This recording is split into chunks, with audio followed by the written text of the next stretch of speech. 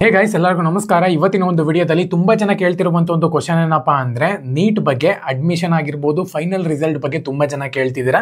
ನೀವು ಇವಾಗ ಏನ್ ನೋಡಿದೀರಾ ನೋಡಿ, ಆ ಒಂದು PDF ಬಂದ್ಬಿಟ್ಟು ತಾತ್ಕಾಲಿಕ ರಿಸಲ್ಟ್ ಅಂತಾನೆ ಹೇಳ್ಬೋದು. ಸೊ ಮಾತಾಡೋಣ ಅಂತ ಇದ್ರ ಬಗ್ಗೆ. ಇನ್ನ ಚಾನಲ್ಗೆ ಸಬ್ಸ್ಕ್ರೈಬ್ ಮಾಡ್ಕೊಂಡಿಲ್ಲ, ಸಬ್ಸ್ಕ್ರೈಬ್ ಮಾಡ್ಕೊಂಡು ಪಕ್ಕದಲ್ಲಿರುವಂತ ಒಂದು ಬೆಲ್ ಐಕಾನ್ ಕ್ಲಿಕ್ ಮಾಡೋದು ಮರಿಬೇಡಿ. ಸಬ್ಸ್ಕ್ರೈಬ್ ಮಾಡ್ಕೊಳ್ಳಿ. ಏನಕ್ಕಪ್ಪ ಅಂದ್ರೆ KCET ನೀಟ್ ಬಗ್ಗೆ ಕಂಪ್ಲೀಟ್ ಇನ್ಫಾರ್ಮೇಶನ್ ನಮ್ಮ ಚಾನಲ್ ನಿಮಗೆ ಫ್ರೀ ಆಗಿ ಸಿಗುತ್ತೆ, ಅದಕ್ಕೋಸ್ಕರನೇ.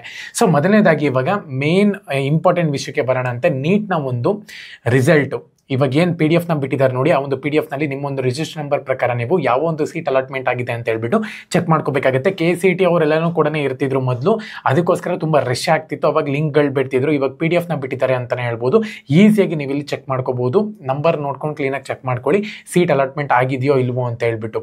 ಸೊ ಎರಡನೇದಾಗಿ ಇವಾಗ ಇದು ತಾತ್ಕಾಲಿಕ ರಿಸಲ್ಟ್ ಆಗಿರುತ್ತೆ. ತುಂಬಾ ಜನ ಬಂದ್ಬಿಟ್ಟು ಇದು ಫೈನಲ್ ರಿಸಲ್ಟ್ ಅಂತ ಅನ್ಕೊಂಡಿದ್ದೀರಾ.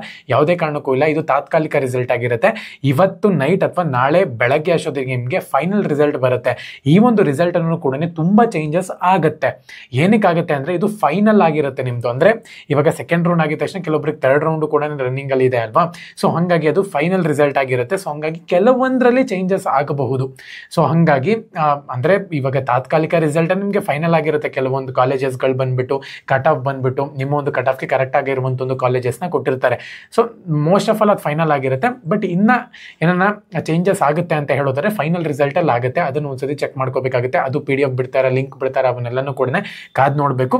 ಬಟ್ ನಾನು ಕೇಳ್ಕೊಳ್ಳುವಂಥದ್ದು ಏನಪ್ಪಾ ಅಂದ್ರೆ ಇವಾಗ KN ಅವರು ಓದ್ಸತಿ ಏನು ಮಾಡಿದ್ರು ಅಂದರೆ 2 ದಿವಸ ಆಪ್ಷನ್ ಎಂಟ್ರಿಗೆ ಕೊಡ್ತೀವಿ, ಪಟ್ಟಣಂಗೆ ಮಾಡ್ಕೊಂಬಿಡಿ.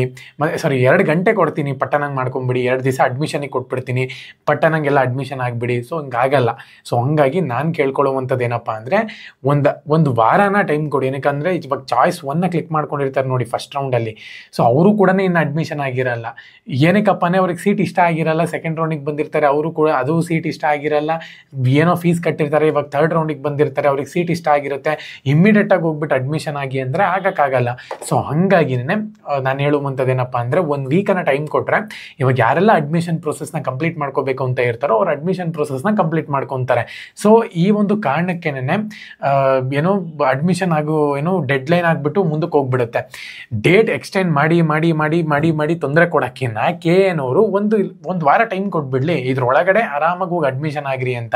ಏನಕ್ಕಪ್ಪ ಅಂದರೆ ಇವಾಗ ನಾಳೆ ಫೈನಲ್ ರಿಸಲ್ಟ್ ಬಂತು ಅಂದರೆ 26ನೇ ತಾರೀಕು ಒಳಗಡೆ ಎಲ್ಲರೂ ಅಡ್ಮಿಷನ್ ಆಗಿಬಿಡಿ. ಅಂದರೆ ಅಡ್ಮಿಷನ್ ಆದಮೇಲೆ ತುಂಬ ಜನ ಅಡ್ಮಿಷನ್ ಆಗಿರಲ್ಲ, ಮತ್ತೇನು ಮಾಡ್ತಾರೆ, ಮತ್ತೆ 3 ದಿವಸ ಎಕ್ಸ್ಟೆಂಡ್ ಮಾಡ್ತಾರೆ. ಸೊ ಈ ಥರ ಕಿತಾಪತಿನೇ ಬೇಡ. ಇವಾಗ ಏನು ನಾಳೆ ರಿಸಲ್ಟ್ ಬರುತ್ತೆ, ನಾಳೆಯಿಂದನೇ ಅಡ್ಮಿಷನ್ ಸ್ಟಾರ್ಟ್ ಮಾಡ್ಕೊಳ್ಳಿ. ಆಲ್ಮೋಸ್ಟ್ ಏನಿಲ್ಲ ಅಂದರೂ ಈ ವೀಕ್ ಕಂಪ್ಲೀಟ್ ಬಿಟ್ಬಿಡಿ, ಓಕೆನಾ. ನೆಕ್ಸ್ಟ್ ವೀಕು ಕೂಡ 1-2 ದಿವಸ ಬಿಡಿ, ಏನಾಗಲ್ಲ. ಆರಾಮಾಗಿ ಅಡ್ಮಿಷನ್ ಮಾಡ್ಕೊತಾರೆ ಎಲ್ಲರೂ ಕೂಡ. ಡಾಕ್ಯುಮೆಂಟ್ಸ್ ಎಲ್ಲನೂ ಕೂಡ ತೊಗೊಂಡೋಗಿ. ಯಾಕಂದರೆ ಇನ್ನು ಡಾಕ್ಯುಮೆಂಟ್ ಸಬ್ಮಿಟ್ ಮಾಡಿಲ್ದಿರೋರೆಲ್ಲ ಇವಾಗ ಚಾಯ್ಸ್ 2ನ ಕ್ಲಿಕ್ ಮಾಡ್ಕೊಂಡಿದ್ರೆ ನೀವು ಸೆಕೆಂಡ್ ರೌಂಡಲ್ಲಿ, ಸೊ ನಿಮ್ಮ ಸೀಟ್ ಹೋಲ್ಡ್ ಆಗಿರುತ್ತೆ. ನೀವು ಜಸ್ಟ್ ಫೀಸ್ ಕಟ್ಟಿರ್ತೀರ ಅಷ್ಟೇ ಬ್ಯಾಂಕ್ನಲ್ಲಿ ಹೋಗಿ. ಇನ್ನು ಅಡ್ಮಿಷನ್ ಪ್ರೊಸೆಸ್ನ ನೀವೇನು ಕಂಪ್ಲೀಟ್ ಮಾಡ್ಕೊಂಡಿರಲ್ಲ. ಸೊ ಹಾಗಾಗಿನೇ ಈ ಒಂದು ಅಡ್ಮಿಷನ್ ಪ್ರೊಸೆಸ್ಗೆ ಸ್ವಲ್ಪ ಟೈಮ್ ಬೇಕಾಗುತ್ತೆ, ಡಾಕ್ಯುಮೆಂಟ್ಸ್ ಎಲ್ಲನೂ ಕೂಡ ತೊಗೊಂಡು ಹೋಗೋಕ್ಕೆ. ಸೊ ಹಂಗಾಗಿನೇ ಸ್ವಲ್ಪ ಕೇರ್ಫುಲ್ಲಾಗಿ ಅಡ್ಮಿಷನ್ ಮಾಡಿಸ್ಕೋಬೇಕಾಗುತ್ತೆ. 2 ದಿವಸದೊಳಗೆ ಎಲ್ಲ ಅಡ್ಮಿಷನ್ ಆಗಿಬಿಡಿ ಅಂದರೆ ಹಂಗಾಗಕ್ಕಾಗಲ್ಲ ಸರ್. ಸೊ ಹಂಗಾಗಿ 1 ವೀಕನ್ನ ಟೈಮ್ ಕೊಡಿ. ಖಂಡಿತವಾಗ್ಲೂ ಕೂಡ ಎಲ್ಲ ಹುಡುಗರು ಕೂಡ ಅಡ್ಮಿಷನ್ ಆಗೋಕ್ಕೆ ಹೆಲ್ಪ್ ಆಗುತ್ತೆ. ಮತ್ತೆ ನಿಮ್ಗೆ ಯಾವ ಕಾಲೇಜ್ ಅಲಾಟ್ ಆಗಿದೆ ಅಂತ ಹೇಳ್ಬಿಟ್ಟು ಕಮೆಂಟ್ ಸೆಕ್ಷನ್ ಕಮೆಂಟ್ ಮಾಡಿ. ಎಲ್ಲರಿಗೂ ಕೂಡ all the best. Jai Hind, Vande Mataram.